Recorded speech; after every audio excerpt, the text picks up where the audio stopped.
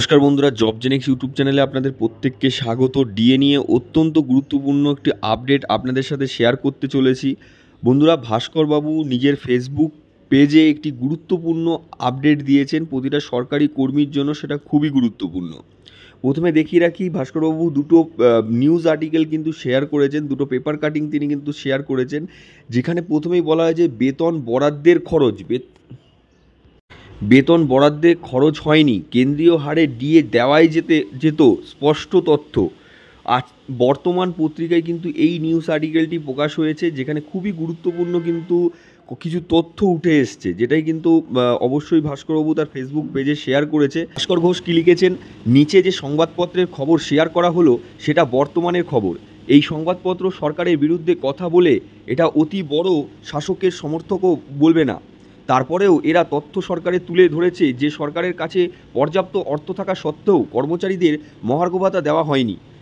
এখানে সেটা কেন্দ্রীয় হারে বলেছে, কথাটা কেন্দ্রীয় হারে নয়, এআইসিপিআই অর্থাৎ all Indian consumer price index অনুযায়ী।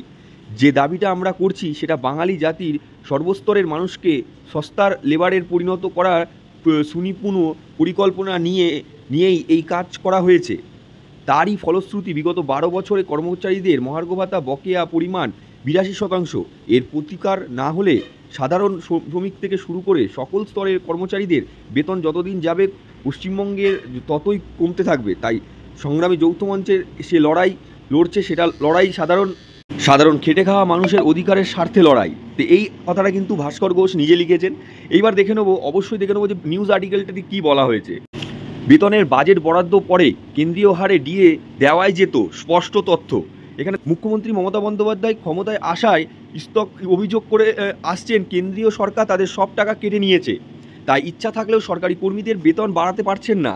তবে চরম আর্থিক অনটন সত্ত্বেও রাজ্য যে কর্মচারীদের বছরের একবার মহার্ঘ ভাতা দিচ্ছে সেই কথা তিনি ঢালাও প্রচার করেন।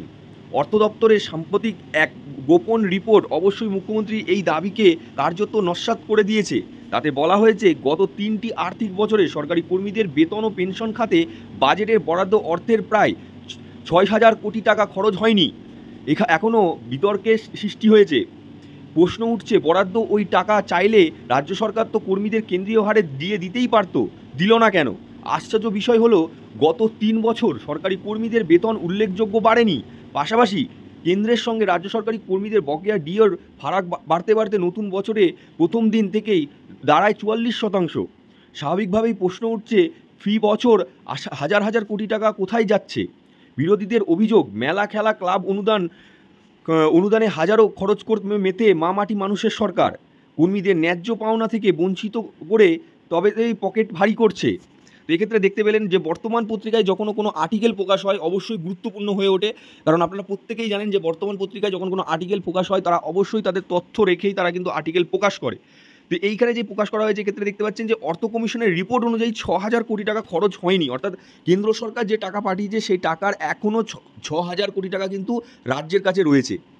তো রাজ্য চাইলেই কিন্তু কেন্দ্রীয় হারে ডিএ দিতে পারতো, কিন্তু দেওয়া হয়নি। বরং মুখ্যমন্ত্রী ঢালাও প্রচার করেন যে আর্থিক অনটন থাকলেও প্রতি বছর কিন্তু ডিএ ঘোষণা করা হচ্ছে।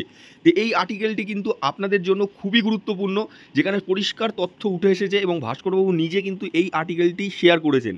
তো আপনাদের সাথে শেয়ার করলাম। অবশ্যই আপনাদের মতামত কমেন্ট বক্সে জানাবেন। ভিডিওটি ভালো লাগলে শেয়ার করবেন। Thanks for watching for our video.